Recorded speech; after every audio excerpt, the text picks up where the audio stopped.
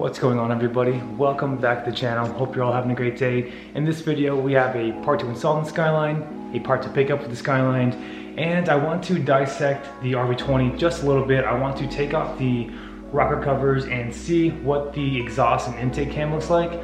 I wanted to take off the head, but it's pretty messy, especially for the motor being in my room. But in a different video, we'll definitely be doing so because I want to see what the pistons look like. Slowly, every day I've been taking off parts of the Rb20. As you can see, timing covers off, replaced the oil cap, took off the AN fittings from Aeroflow. The other night I did run ahead and take off my Garrett turbo, which is also for sale. But like I mentioned in the last clip, I do want to take off the exhaust rocker cover and see what this broken camshaft looks like.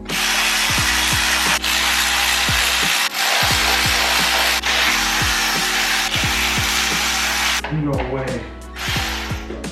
Everything's running in the battery.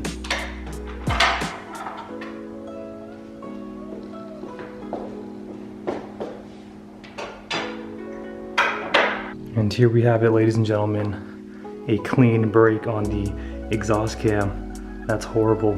Ever since that whistle and diesel video came out with the camshafts exploding, literally days after mine went out. How unfortunate.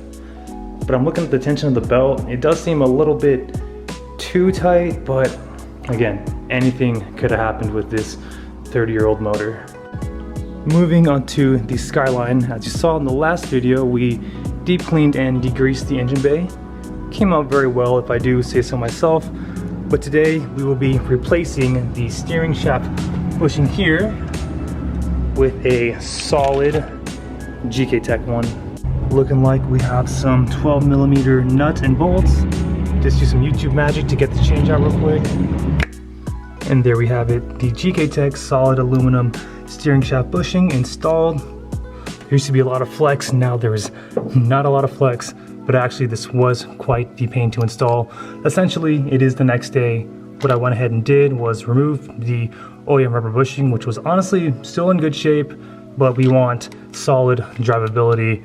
I froze this bushing and the metal dowels that came in the existing rubber bushing, froze them overnight and then pressed them in this morning. Was a little bit of a pain, but we got it in. Also looking at my steering rack and pinion bushings, they are looking a little crusty, so I'm gonna order some from Terra Firma. Super Pro makes a polyurethane bushing, so we'll get those ordered tonight. And also just now, I went ahead and ordered the Chase Bays power steering AN conversion kit. So essentially it takes away all the OEM power steering lines and converts all these into AN fittings with some nice AN lines, and it routes the new reservoir route here in this area. That should be coming in within the next week or two. Hopefully it's not on back order, but one step closer to finalizing the engine bay. As you can imagine, it is the next 5 days really out here fighting for content for the Skyline, but lucky enough for us, we have some parts installed from Terra Firma. We have rack and pinion bushings from Super Pro. These are polyurethane, and as you can imagine, my 30-year-old rubber bushings are probably shot. Here's the part number, and again, I got these from Terra Firma Automotive. All right, obviously we got one bushing and two bushing. These bolts here underneath, I guess the front subframe, are going to be 17mm bolts.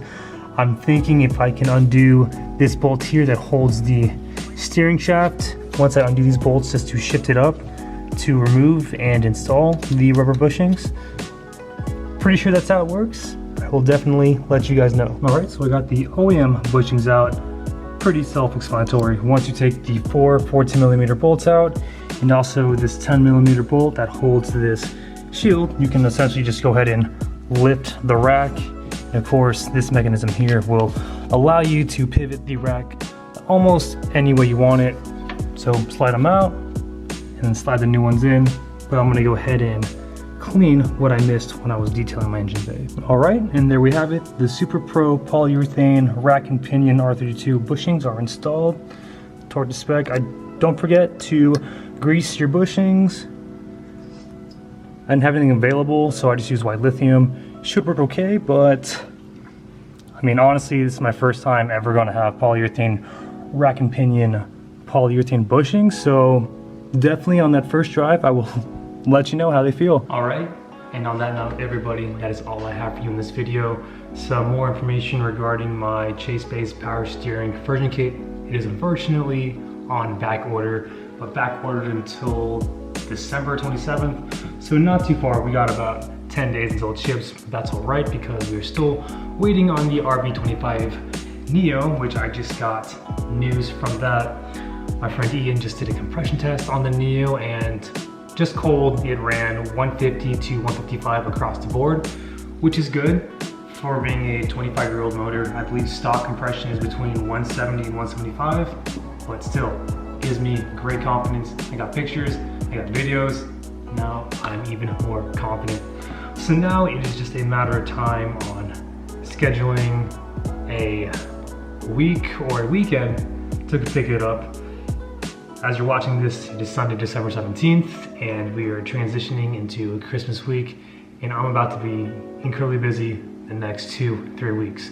So I'm gonna do my best to keep you guys updated with everything that is going on. Again, Instagram for all the updates. But other than that, everybody, thank you so much for the continued love and support. And if you're new to the channel too and want to subscribe button, that would be awesome. And remember, aim high, drive low. We'll catch you next video. Take care.